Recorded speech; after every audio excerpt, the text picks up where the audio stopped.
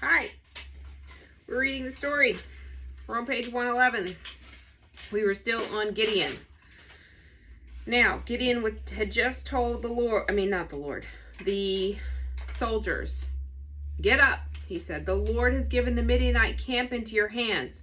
And he had divided the 300 men into 3 companies, and they put trumpets in the jars. They said empty jars, but once the trumpets were in there, they were no longer empty.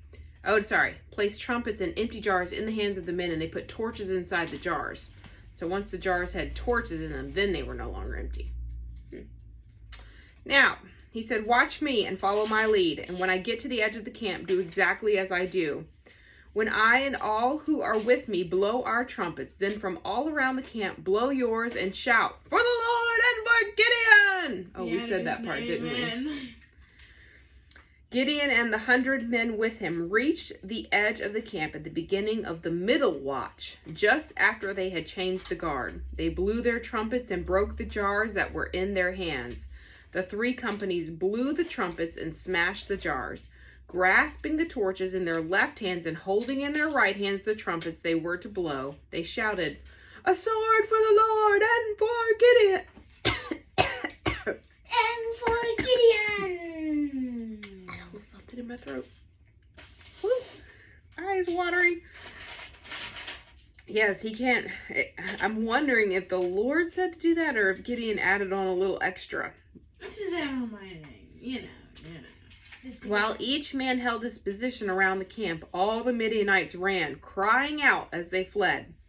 When the 300 trumpets sounded, the Lord caused the men throughout the camp, this is in Midian, the Midianite camp, to turn on each other with their swords.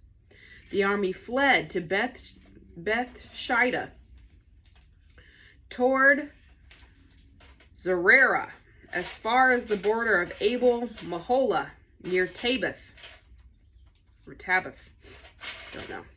Israelites from Naphtali and Asher and all Manasseh were called out, and they pursued the Midianites. Gideon sent messengers throughout the hill country of Ephraim, saying, "Come down against the Midianites and seize the waters of the Jordan ahead of them as far as Beth Barah."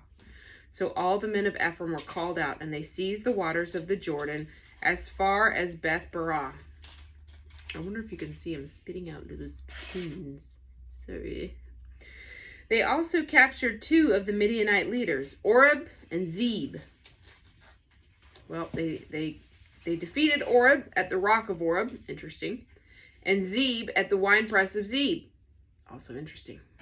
It's like, I'm going to defeat John at the corner of John, and at the tree of John, we will defeat John. Defeated. They pursued the Midianites and brought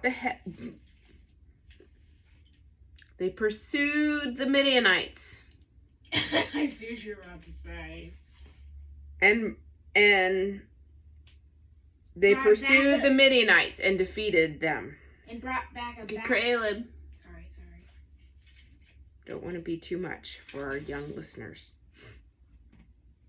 Which could be your children. My grandchildren. This is your lovey speaking. Thus Midian was subdued before the Israelites and did not raise its head again. During Gideon's lifetime, the land had peace for how many years do you think? 40, 80, 40. 60. Nope, you're right, 40 years.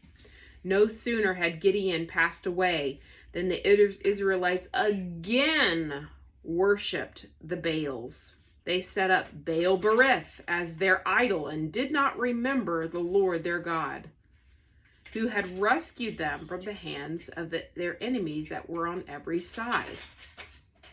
Once again, the Israelites forgot their faithful and holy God, and once again they suffered the consequences of their unbelief.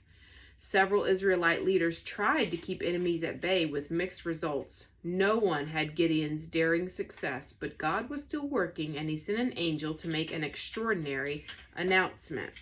So we'll listen to the extraordinary announcement another day. We are on page 112. We will pick back up another day. Bye for now.